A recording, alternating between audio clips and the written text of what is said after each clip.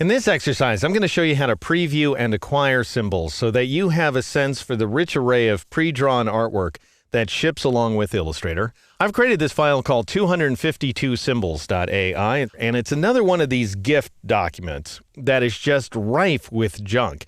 If you bring up the symbols panel, you will see this long list, as it says, 252 different symbols.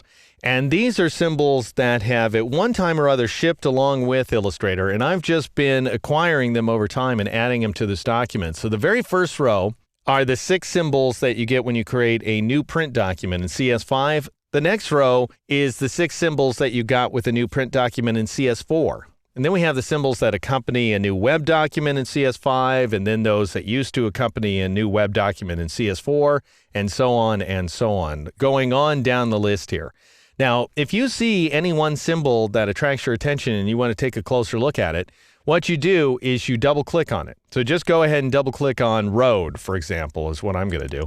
And that will display the symbol inside the document window. And I'm going to go ahead and zoom in on it so that I can see it a little more closely. Now, after viewing a symbol, you can go ahead and press the Escape key in order to return back to the illustration, but that's also going to reset your symbols panel, so you won't be scrolled to the same location. What if what you want to do is just preview one symbol after another? Well, you can double-click on one, as we saw a moment ago, on runner, for example, and then double-click on the next one, on satellite dish, and then after that, you can move on to planet, and you can move on to, what's the next one here, world, and so on and so on. So just keep double-clicking on those symbols to try them out, to see what they look like. Feel free to modify them, of course, if you want to. Every symbol is just a starting point. And some of the symbols are in 3D. You may notice these right here. There's an @ symbol that's actually rendered in 3D using Illustrator's 3D function. So there's a lot of stuff going on here. Another thing you can do is you can load symbols from Illustrator's symbol library. So I'm going to go ahead and scroll all the way down to the bottom of the document here. And then I'll click on this sort of folder icon down here in the lower left corner in order to bring up a list of the various symbol libraries. And one of my favorites is this guy right there. Now, many of these symbol libraries I've already gone into, by the way. I've already explored and brought many of the symbols over into this document. So you may see some duplicates here and there. But one of my favorites that I haven't lifted any symbols from is Grime Vector Pack. This is a really great one. So go ahead and choose that library. Now at this point, you might want to take a look at any one of these symbols, and so you might figure, gosh, I'll just double click on it.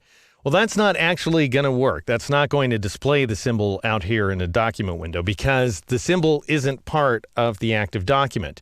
Well, that is to say it is now. Now that I went ahead and clicked on it, it's been added to the symbols panel, and now inside the symbols panel, I can double click on it in order to view that symbol here inside the document window. But you can't view it directly from the independent panel. Instead, what you do is you just click on these symbols in order to add them to the active document. So I'm going to go ahead and click on these first 3, and then I'll click on these little sort of blood trails or whatever they are, and click on these next guys right here. I'm not going to click on this one, on Grime Vector Pack 10, because it's already included inside this document. It's actually one of the symbols that appears inside of a new print document in Illustrator CS5, and it's the one that goes by Grime. So it's actually the second symbol in the panel right now.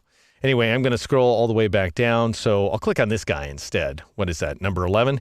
And then I'll click on these last 3 symbols. And I'm just doing that because I want to make sure that I have 2 groups of 6 here, so 12 symbols in all that I'm adding. And then I'll close this Grime Vector Pack panel, and I'll press the Escape key in order to return to the illustration.